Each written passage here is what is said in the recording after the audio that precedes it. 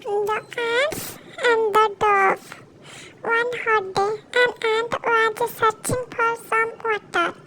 After walking around for some time, she came to a spring.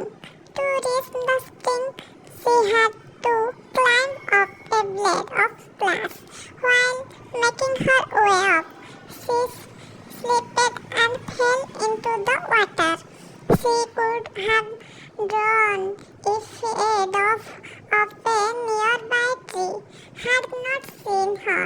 Seeing that the ant was in trouble, the dove quickly plucked off a leaf and dropped it into the water. Near the struggling ant, the ant moved towards the leaf and climbed up there. Soon it carried her safely to dry ground.